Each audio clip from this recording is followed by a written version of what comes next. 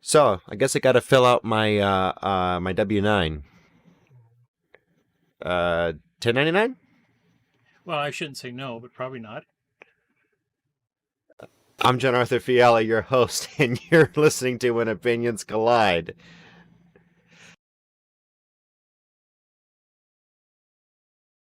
Hi, once again, John Arthur Fiala, your host for When Opinions Collide, and I'm joined again today by Paul J. Hansen, by popular request. How are you, sir? Good. Thank you. So we're Mm. we're talking about who is required to pay taxes, or who has that obligation. And you have some interesting stuff to share. In your relationship to federal and state taxes, I assume. Yes, sir. Um, the um, the best way to find out if a individual has a tax obligation com- is to keep the complete burden on the United States. Because if you allow them to shift the burden to you, you will be required. You will make it. They will make it appear that you're required to pay taxes. Very few Americans are required to pay taxes. Whoa, wait a minute. You're saying I may not be obligated to pay income tax. As a legal duty, you may not have a legal duty to fill out any forms for the IRS or the United States or pay any taxes to the United States or the state government. Well, that's news to the IRS. Well, most IRS agents do not know how to read the tax law, and if they do start reading it and you start talking to their supervisors, they will quickly find themselves unemployed. Really? Yes, they're not allowed to um, investigate the scope of Title 26. Essentially, Title 26 is the federal statutes at large, and it's the provision in law that allows taxation. Now, the IRS is simply a tax collector for the United States. So, normal person interacts with W-2 forms, W-4 forms, 1099s, 1040 tax forms, W-8s, W-9s. Um, so it depends on where you're doing the activity. If you're doing activity on government land, you're usually subject to some tax, but they have to prove that. You don't have to prove that. You don't have to prove you're on government land or not on government land. They have to prove that. And if and then some activities are taxable, but you do not have to prove that. They have to prove that. Now, if you get involved in a taxable activity and the document license that is given to you clearly indicates that you owe a tax, then it's contractual. Like building guns, for example, is taxed by the government. Alcohol and tobacco, you've heard of that. BATF. A The Bureau Bureau of of Alcohol, Tobacco, and Yes, Firearms. yes, those are the areas of predominant taxations for American people. But the if you don't have a contract with the United States, um, you probably don't have a tax nexus with the United States. So, real quick, just to recap Mhm. some of what we talked about earlier, a nexus is a connection. It's a connection for the purposes of jurisdiction. It's actually where the law reaches out and touches you, Okay. is the nexus. Now, the nexus can be contract. Um, One of the most important things to remember with the United States is the United States is an entity, and just like any other entity, the entity cannot rise to your level as a man. You have to rise to its. You have to lower yourself to its level um, as a fiction. Honest lawyers, will actually say that they cannot represent a man in court. They can only represent a fiction. But the main thing is that the corporation cannot rise to a level of a man. So if you're going to interact with that corporation, you've got to go down to their terms, to its terms, Hmm. which is contractual.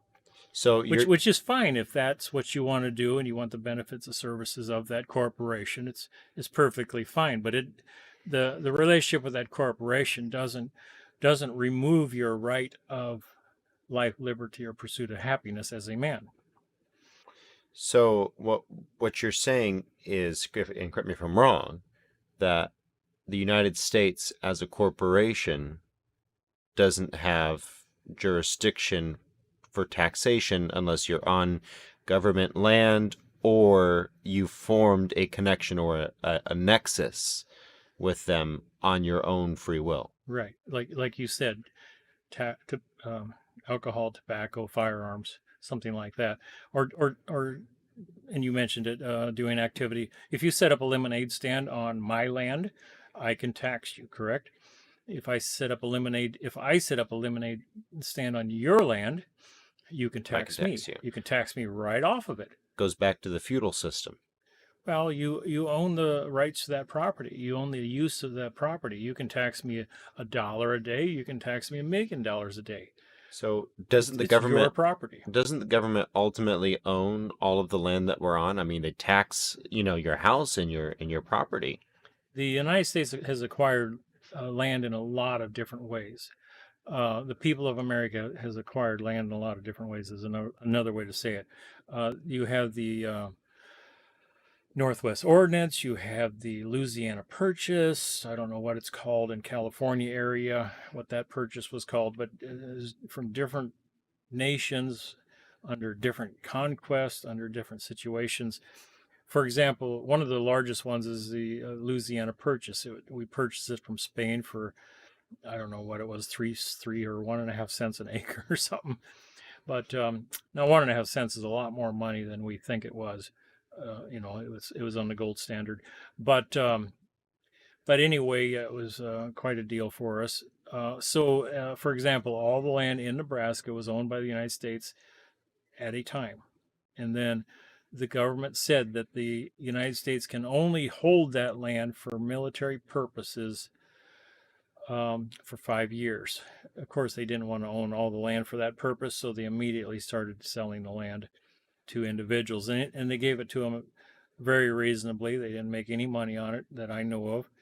All they had to do is pay the survey cost, and you got 160 acres of land, for example.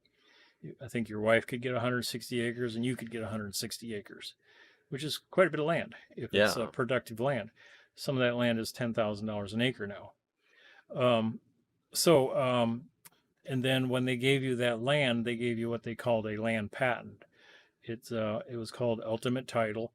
Now, most land patents, you just Google it. It's commonly known between realtors and stuff what it is. It's just evidence that the United States parted with the land and how they parted with it. They might have parted with it completely, all water rights, all mineral rights, all oil rights, all land rights, all sky rights. Or they might have parted with it with limitations on any of the given.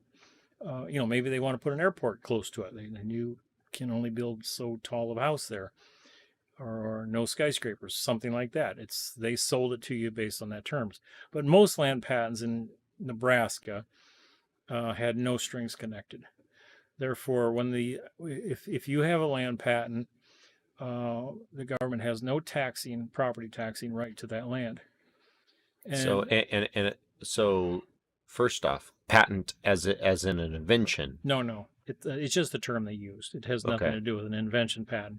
Just the document signed by at that time would have been signed by Lincoln. A lot of land patents during the Northwest Ordinance are signed by Lincoln or his office, his name. But and then second, you're telling me that you don't have to file income tax, you don't have to file or pay property tax unless that was in the original land patent, that was a taxable property. Yeah, and I don't know how they would have connected that to it. I've never seen it directly connected to any. You're saying it's rare. Yeah, it'd be rare. But if you're selling the land and you want to maintain an interest in that land, you can have as much variety as can be conceived. So would I need the original land patent? Let's say I was going to sell a piece of property. Would I need the original land patent from the United States government, or I can write my own? No, if there is no land patent, the government still owns it. Let's say your family owns some land for 100 years. If there is no land patent, they don't own it. The family doesn't own it. Nope. It's still the government. The government still owns it, and they could come and move you off that land. What about squatters' rights? in those states that have that. Like Texas, I believe it's 10 years. I don't think with the United States, I don't think squatters rights operates. I just So they can do it to us, but we can't do it to them. Pretty much, yeah. Squatters rights is a privilege to an activity on specific land, and I don't think it ever goes against their land. Okay. I might be wrong, but well, when you sue the state's adjudicating that typically. Yeah, it's not going to go well. If they want the land, they're going to, for military purposes or something. But you got to remember that they're only allowed to own land for military purposes for 5 years, and they must give it back to the public. So if you're squatting on it for 20 years and nobody says anything, you've got a pretty good case that they're not using it for military purpose. So you could go in and say foul because they're not allowed to do that. And a lot of the land that is owned by the United States in America, we're getting off topic here. We'll cover that in the future. I believe they do not have authority to maintain that, to hold that land and keep it from people. You go to Colorado, a lot of that land, beautiful, beautiful developed land, potentially developed land is owned by the government. You can't even hunt on it. You can't do nothing. It's thousands and thousands of acres. The king's deer. Yeah. But people would love to build $1 million houses in some of those areas with the government. Now that's land that's held unconstitutionally. They don't have the constitution to support them because it's not being used for military purpose. So could the state of Colorado hold that for preservation purposes? I don't think so. Really? I don't think so. Because the state of Colorado is government. That is government. So anything that's called the state of Colorado is military purpose land. So conceivably, you could squat for 20 years. State of Colorado is much smaller than Colorado. Much smaller area of land. The state of Colorado is much smaller area of land than Colorado. The state. Nebraska is 1.4% of Nebraska is state of Nebraska. You're the rest saying is Nebraska. The rest is owned by private citizens. Mm-hmm. A large majority, 1.5% of Nebraska is owned by the United States. The other is private property. Okay. So we've kind of started to allude to the idea that you don't need you don't need to pay income tax. You don't need to pay property tax. How does the government get money to be funded? They own 24% of America. And the United States probably owns 65 or 75% of the stock market. Very tremendous amount of money. Billions and billions and billions and billions and billions of dollars. People are not told about. They're called coffer funds. They're basically funds that pay all the retirement for all the government employees, which is the largest employer in the United States. So they get tariffs. They get income off their land. Now, tariffs have been politicized lately, but weren't tariffs originally one of the largest streams of income for our economy in the 1700s? I haven't studied tariffs much. My understanding was that a significant part of the tax, and this could be wrong, someone quote me, or rather don't quote me, correct me if you know, but my understanding was that the United States government originally got a lot of its funds from tariffs. But you got to remember, in the beginning, the United States owned a lot of land.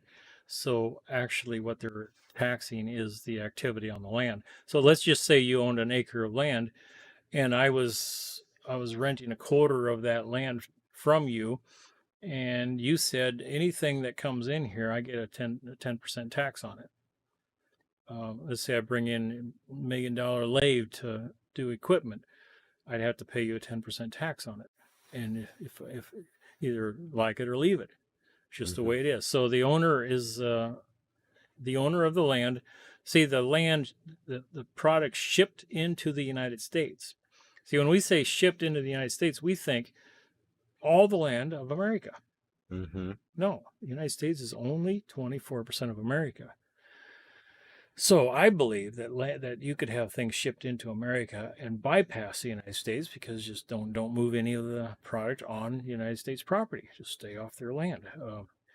Um, It's going to be A, tricky, B, potentially frustrating with Border Patrol or Customs. but you ask them to produce the evidence that you're not allowed to bring a product from Europe, for example, and park it right there on that beach and unload it. And they have to tell you under penalties of perjury that you're not allowed to do that. And if they do tell you under penalties of perjuries and they're not allowed to do it, and it makes you turn that ship back around and send it back to Europe, then you can take them to court and they have to produce that evidence to support their sworn statement. And if they can't do it, guess what? You're going to own their house. So if you let them know that before they make the sworn statement, they're going to do a very thorough investigation before they make that sworn statement. And if they can't make the sworn statement, there's no evidence that you're not allowed to receive that product on that beach and bring it into the land. So burden of proof is on them. That's what you want to do. Same as in taxation that we'll get back to here. Yeah. So that's where I want to go. So what you're saying is, and correct me if I'm wrong, that there is no obligation for most citizens of the United States to pay taxes? Depends how you define citizen. In the U.S. Constitution, I think 13 times the citizen, the original Constitution, was capitalized until it got to the 14th Amendment. Now, what was the 14th Amendment? You have a good handle on that. Yeah, it was the emancipation of slaves. Yep, you were the Civil War was over, and slavery was no longer legal in the United States, and the Congress knew that they were dealing with people that were not full Americans, and they provided a means to bring them into society through the 14th Amendment, which is kind of weird because many of those people were born on American soil. Yeah, you would think they would have just made them full citizens, but then again, the times were... It's different. They probably should have. They were backward times. And but citizen's not the issue. See, you're not a full citizen, I hope, for your sake, because a full citizen today, it depends how you define it. If you, I was born here in Houston, Texas. Right. And I'm a natural born citizen of the United States, except you would say that there's a difference with the distinction. You're a man of the aggregate land, so you have birthrights tied to the land. You don't have birthrights tied to the United States. If you're born in government land, your birthright is tied.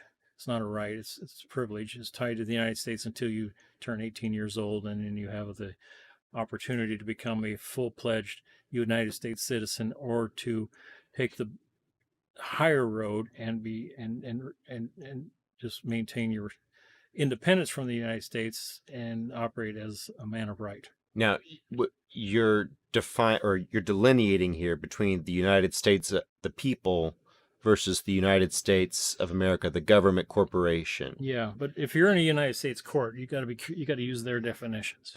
Yeah. So when we talk here, oftentimes we don't use their definitions. But let me finish that little sentence on citizen. I think it was 13 times the word citizen is used in the United States Constitution, the organic Constitution.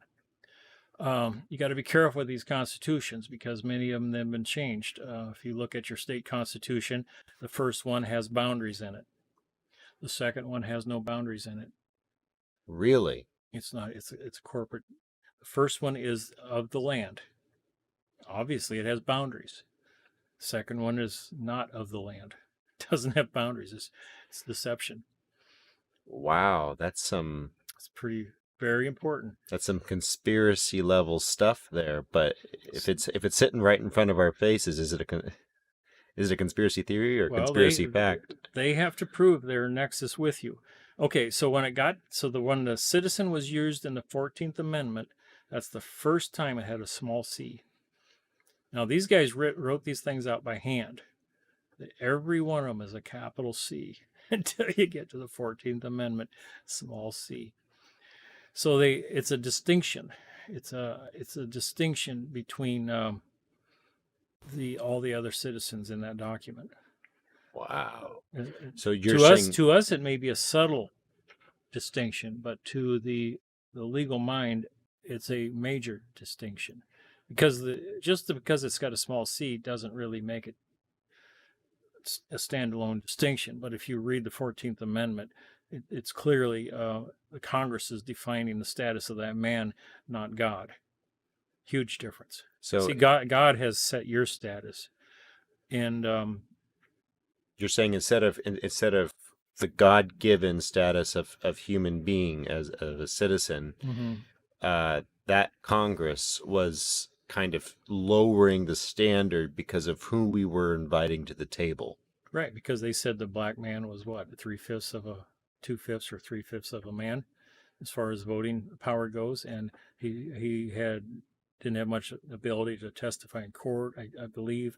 I'm not a real expert at that, but The Three-Fifths Compromise was actually proposed by abolitionists, but that's because the southern states didn't want them to have any vote, but they wanted to carry the weight of the people. But that's another conversation. Yeah. But you're right. They derided Some of those counties were 90% African American. African Americans, and they could vote out. They could have vote tremendous power of vote. Their slaveholders. Yeah.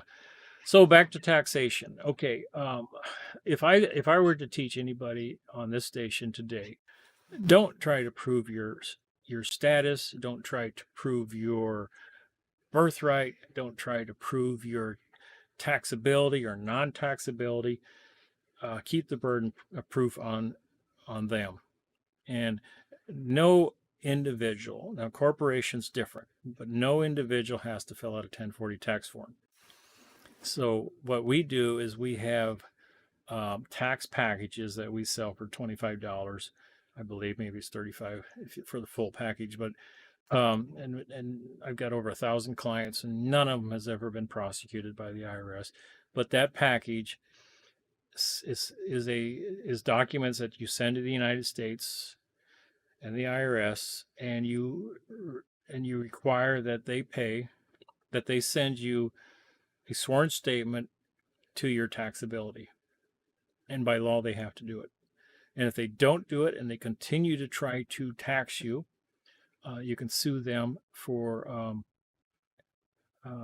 you can actually prosecute them criminally or have them prosecuted criminally successfully, and then use that evidence in a civil suit for damages. So you're saying if the tax man comes, I send him the form that you write, and he comes again unlawfully at this point because Right. they have failed to prove up my debt to them. Because what happens when he comes again? Your wife threatens to divorce you. Yeah, and so now it I'm makes damaged. you very nervous. It's some harassment. people cannot handle that. It's harassment. It's not just harassment. It's deprivation of civil rights Yes. under color of law. I mean, they're Yes. coming. They're saying this is the law. It's not the law. Because some people will say, "Prove it, mister," or the other person will say, "Where do I sign?" Yeah, and that's not biblical. and they're counting on you to say, where do I sign? Just get me out of this uncomfortable. They're scared to death. You have a gun, and you're going to take me to jail if I don't. Yeah, I've been arrested many times, and I don't have any trouble being arrested. And when they're taking my picture, oftentimes they ask me, "Why are you so comfortable, content with this?" I said, "Well, this is money in the bank." Because they don't have probable cause. They don't have written law to support what they did. This is money in the bank. Oh my goodness. And just for example, this one individual that a friend of mine worked with, they took his house for property taxes.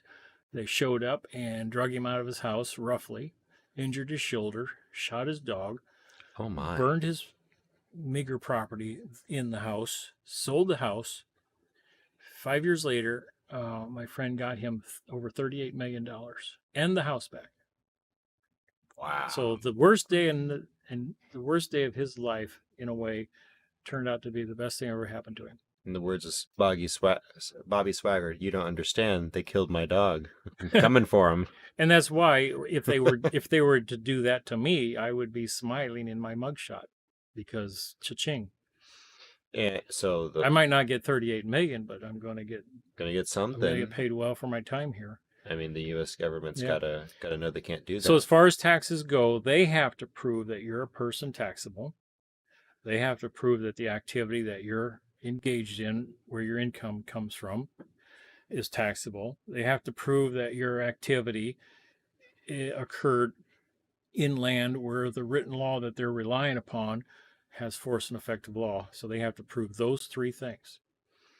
And most Americans are not in those classifications. Most Americans make their living, their income, their wages, the produce of their efforts or of their sweat and blood.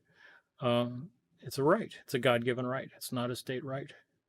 See, when they say state right, they're not talking about the Bill of Rights. Don't let a they'll when you're in a U.S. court, they'll talk about you have a right to this, you have a right to that. If that court has jurisdiction over you, you don't have any rights.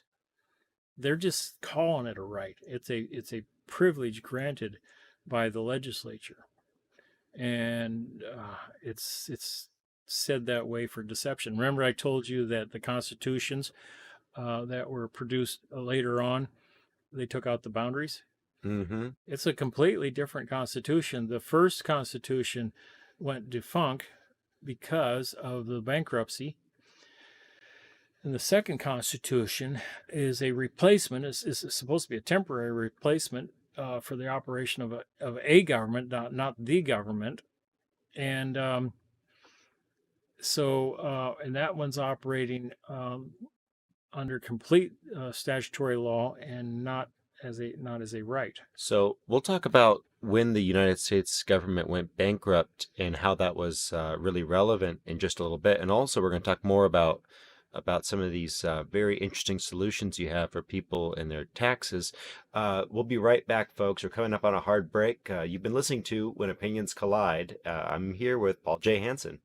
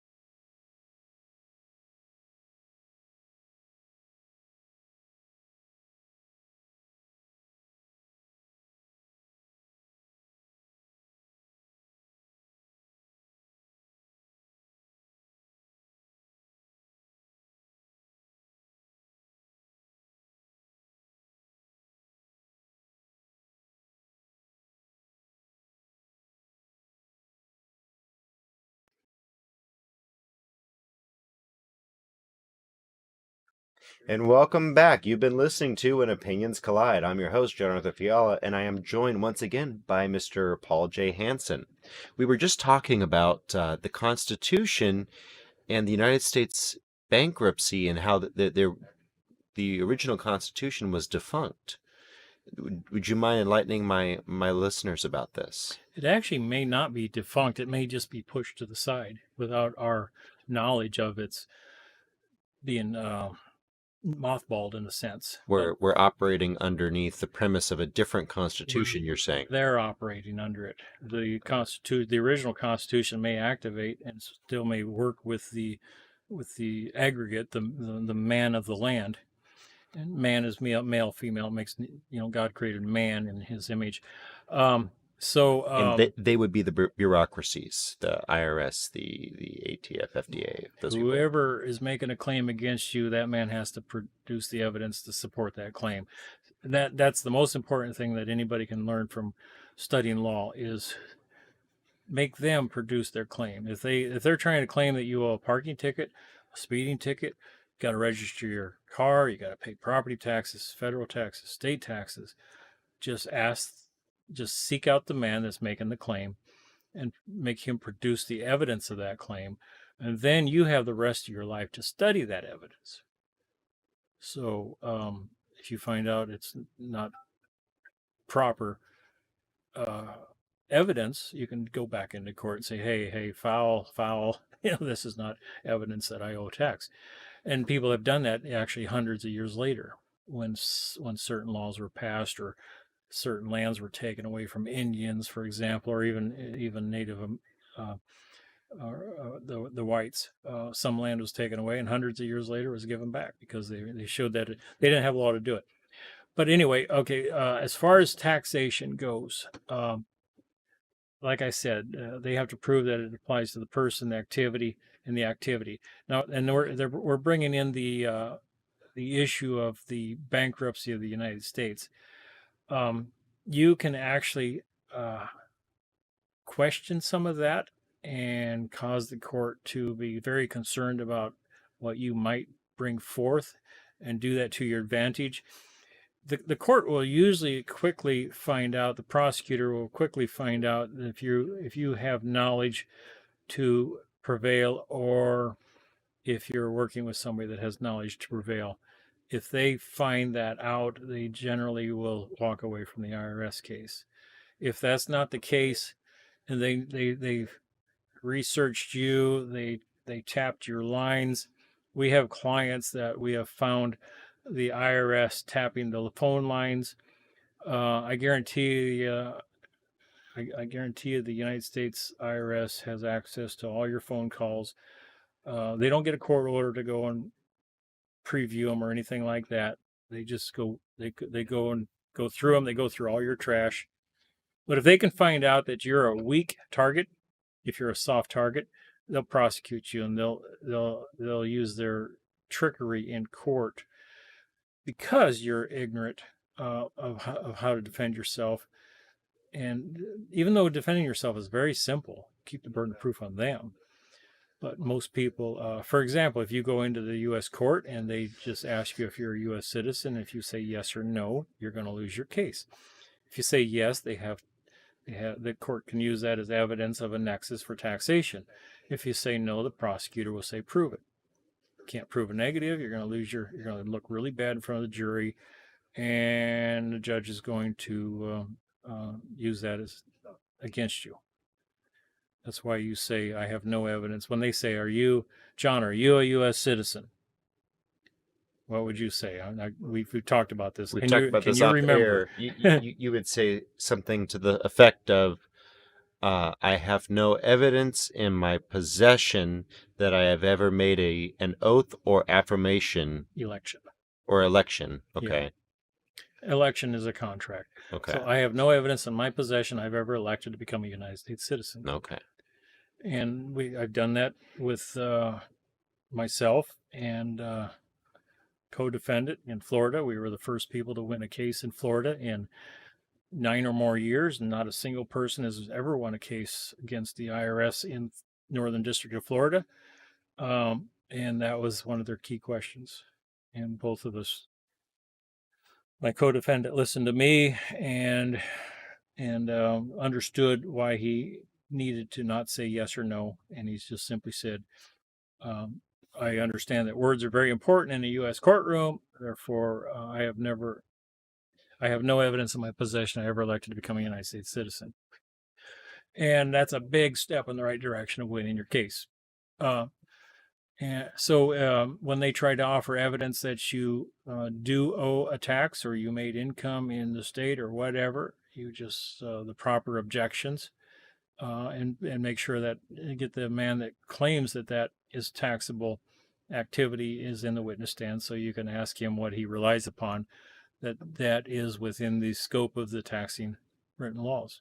So you're saying I would have to subpoena the arresting or IRS agent? No, they're going to put evidence in, and they have to tell you where that evidence comes from, and who compiled the data. Right. Wrote the report. And then you're going to tell them that you're going to challenge foundations of that document, and they'll say, and then you can ask them, who is the person that's going to produce evidence of foundation for that document? Let's just say it's a 1040 tax form. They'll say John or David Smith. And then you say, okay, thank you. Then you subpoena, our clients will subpoena David Smith also. So the IRS will be scratching their head like, we subpoenaed him and they subpoenaed him too. And then this doesn't look good. It's kind of scary. This guy knows what he's doing. Yeah. When I get a speeding ticket, I always subpoena the officer. And I mean, those guys come to court and said, nobody's ever subpoenaed me before. They always hope I don't show up. They never subpoena me. See, when you subpoena them, they're your witness. You can direct examination, put them under direct examination with your questions. If you do not subpoena them, they are somebody else's witness, and you can only cross-examine in relationship to the questions that were first posed to them, which are, they make sure that they only ask questions that is in their favor, not in, but not damaging them. So you definitely want to let the IRS know that you're going to subpoena every witness they subpoena. And they're going to know right away, like, this guy knows how to beat the IRS. We beat the IRS over 50 times, or I should say the guy that taught me the tax code beat the IRS over 50 times. Most lawyers never beat the IRS ever. That same guy was probably killed by the government. He was doing just fine, and they found him dead. But which is common with people that cost the government a great deal of exposure. But don't worry about it. They're not going to do that to any of us. We don't. They might do it to me, but that's it's because I'm a lot higher than most people on their charts of exposure. But with the internet, if they would kill me, there's still thousands of people with my material and 10 or 20 people that are ready to take over the disbursement of it as I am today. So they wouldn't gain anything. And I've had death threats from the government, and yikes! And I reported it immediately to the proper authorities, and the guys that understood the reality of death threats is just get on the internet and tell as many people as possible. And that's the best. That's the best way you can prevent it from ever happening. And make sure that upon your death, that the information will be continued, just dispersed, maybe even more so. So, and with the internet, a great deal of the knowledge I have is working through people that I've met through the internet connections. A tremendous amount of it. Been very difficult without that. So, and as far as federal or state taxes on your income, the number one thing is to get a hold of us. And I'll just give you my web address, Paul.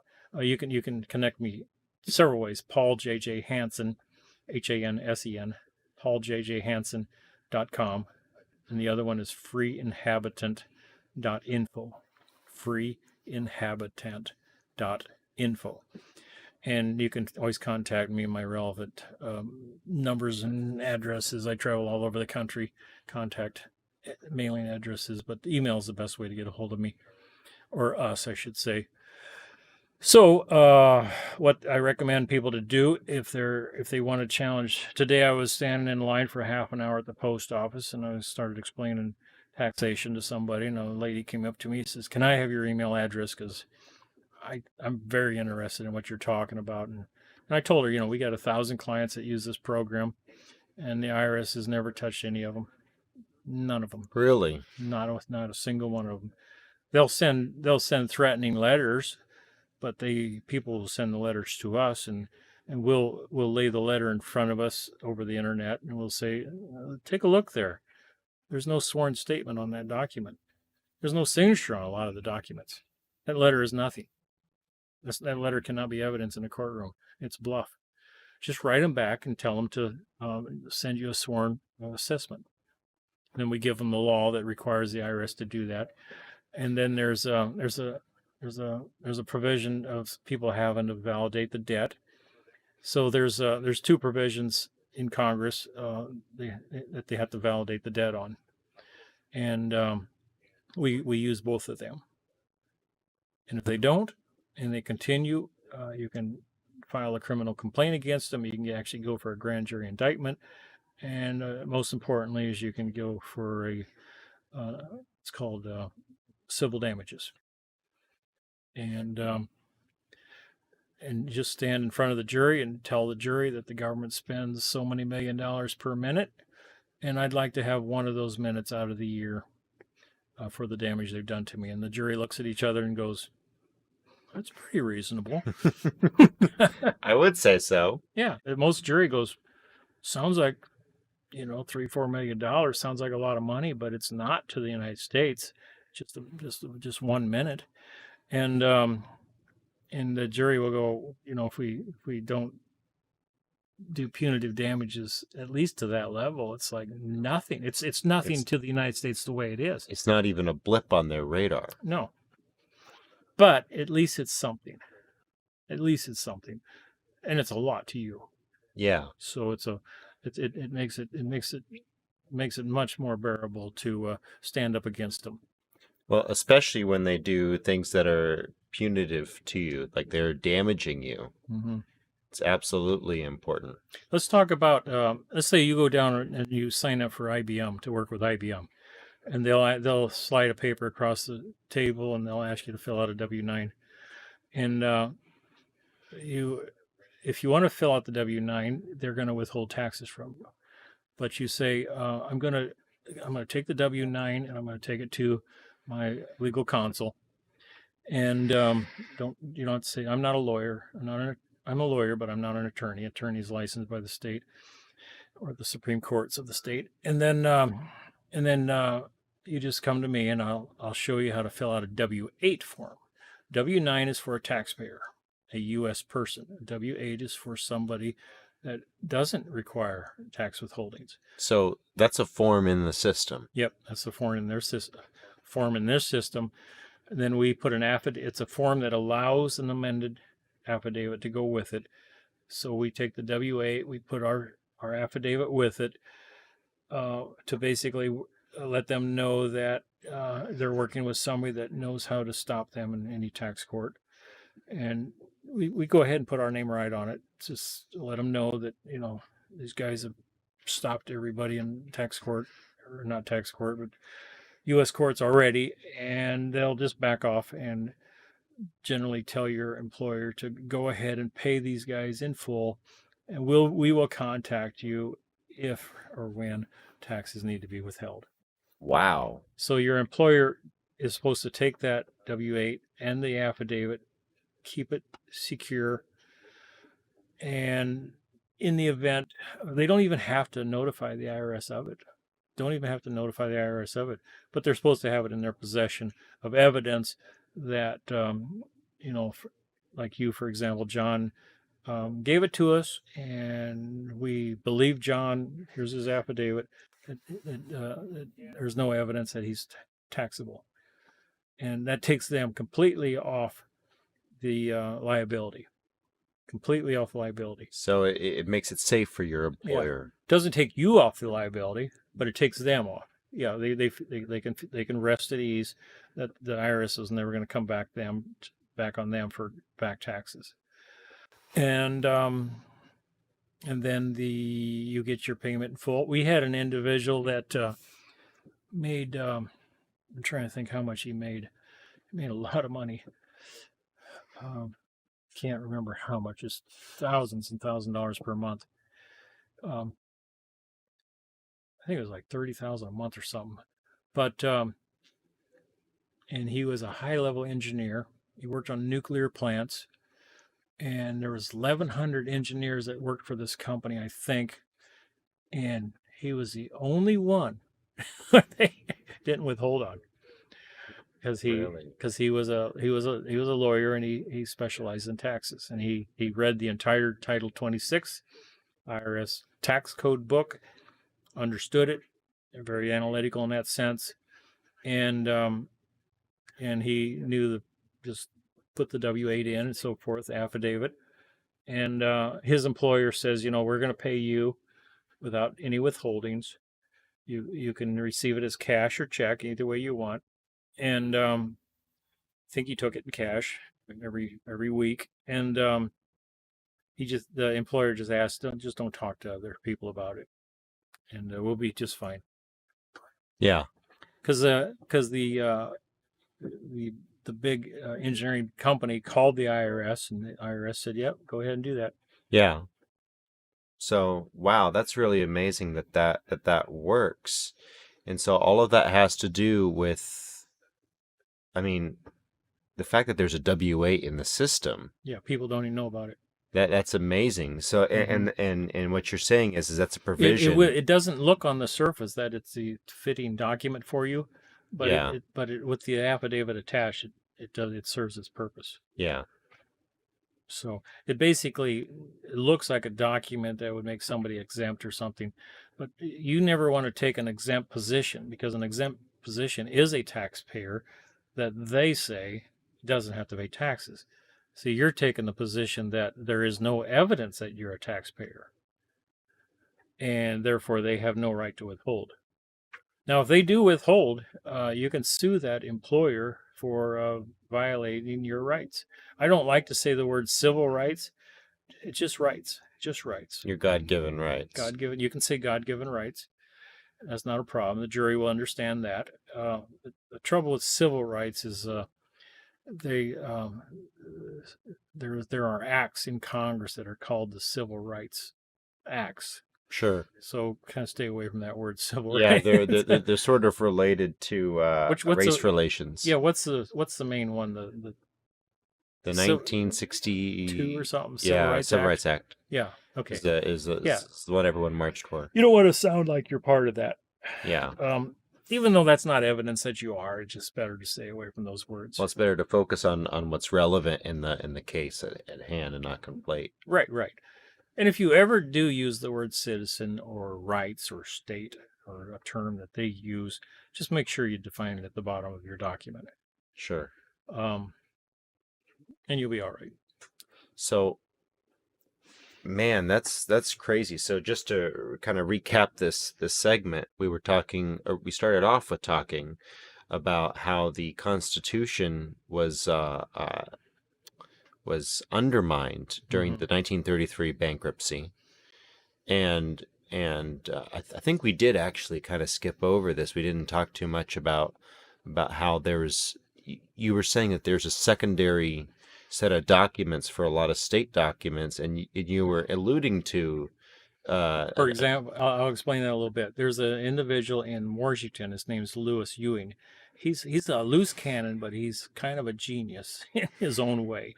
He's very much a loose cannon, but you got to give him credit. He's a researcher, but he actually went into the archives of the Washington State. It's called the Walla Walla Convention, I think it's called. It's way back.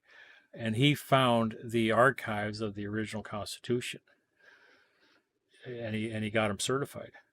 Now you can't get them certified anymore. They for some reason they just can't. They can't find them anymore. They can't find them. But he did get them certified, and you lay it out side by side, and they're mirrored constitutions, except the boundaries are are not included. So So tell my listeners what a boundary the aggregate part. Okay, when you're standing on the soil, you're part of the land. You're part of they use it. The word aggregate. You're part of the substance. Sure. A corporation is not part of the substance. It's a creation in our mind. But the aggregate is part of the dwelling on the land, and dirt and flesh. Yep, and that can be the operation of that aggregate can be measured in a three-dimensional space, and we referred to that as land. So never go and say your land is property. You have, as a man, you have land, and then you have property in that land. Oh. One of those properties in that land might be the right to bear arms, the right to free speech, the right to plant your corn. Okay, but there's a distinction. Land is a three-dimensional space, and then you have property. Property is a concept surrounding property is different than land. Yeah. Okay. Yeah, it's a concept plus probably a lot more. It's an intangible concept about intangibles or tangible items. Right. You could have a genius idea. That's your intellectual and it's property, but it's not land. Correct. Property. Yeah. So I always say that the government is trying to tax my land and the property in that same land. So just to sort of wrap this up in a nice little bow, or try to, you're saying that with the removal of the boundaries in the Constitution, boundaries referring to they didn't remove from the Constitution. They created a new Constitution for a purely corporate entity, not of the aggregate, not of the land. Okay. IBM doesn't have any land boundaries in its charter. It's not that type of an entity. But the state of, like Nebraska, for example, the original Constitution has land boundaries. But the current state, the corporation, it won't have boundaries on it. Won't have boundaries on it. And they don't want to talk about it in court. Wow. And they make it very difficult to get the certified copy of those documents. Now, you got to remember, at one time, the Constitution said that you're not allowed to basically be a licensed attorney in the United States, an esquire. Because that was a British... 13th Amendment. Guess what? A fire in 1812, I think, disappeared. Really? And then they went to all the states and they tried to get all those documents, and they brought them back and tried to destroy them. There's only a few of them left, but it's very, very hard to get a hold of those documents. I don't like to use the word very, very, but occasionally I do. It's hard to get those documents. And it's intentional because federal government is massive today. The original Constitution forbid that. The federal government is not allowed to use Federal Reserve notes. It's unconstitutional. They do it. That would be our dollar bills. Yep, because it's not supported. It's not a true negotiable instrument because it doesn't represent any real value. It's a fiat currency. It's not based in gold. If there was a gold dollar for every physical dollar running around, it would be constitutional. That's right. But if you take a Federal Reserve note today back to the maker, what do you get? No. A new piece of paper. You get nada. You get a worthless. You get another piece of paper.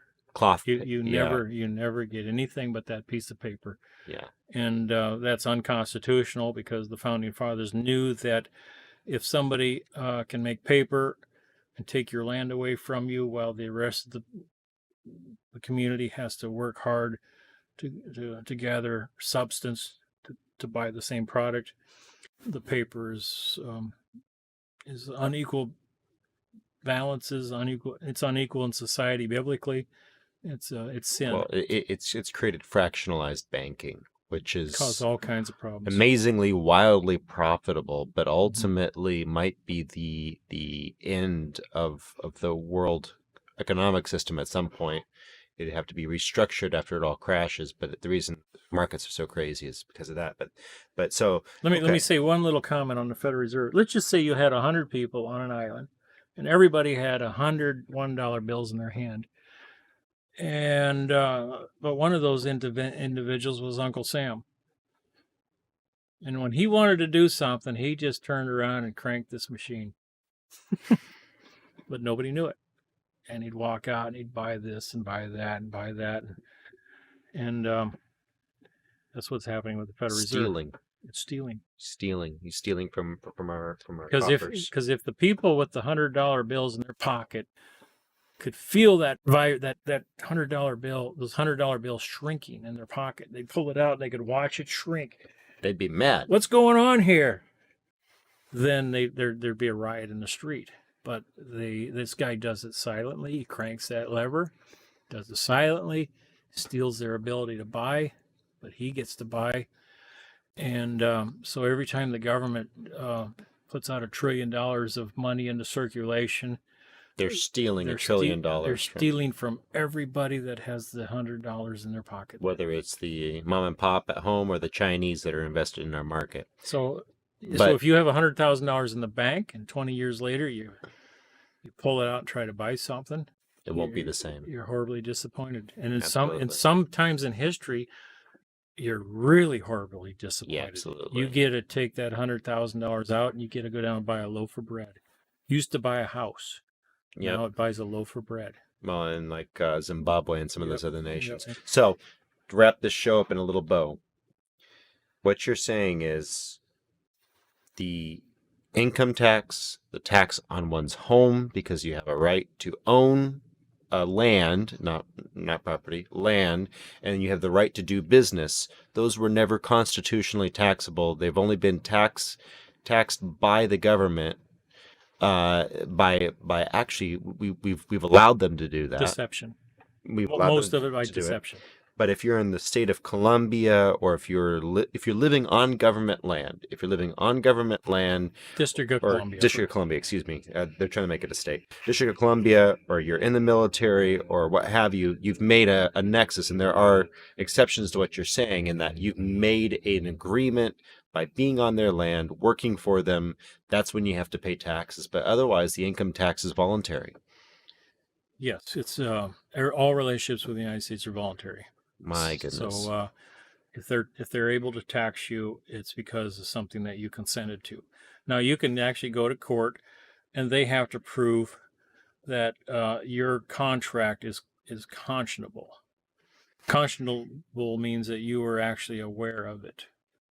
So you have to be conscious of the act of enrolling in the contract. Let's just say you are in a high income bracket, and they disclose to you that all these taxes, we were taking 70% of your labor away from you. You would go, I wasn't aware of that. Yeah, I'm out of here. So if you're in that position, and if you're looking for Mr. Hansen's services, the wealth of knowledge that he has, where'd be a good place to find you? One more time, give us your website and your email. The number one thing is freeinhabitant.info. Just go up to the About section, click on it. My phone number, my email address will be there. My email address is Paul J.J. Hansen, Hansen, law. Paul J.J. Hansen, law @gmail.com. Mr. Hansen, thank you.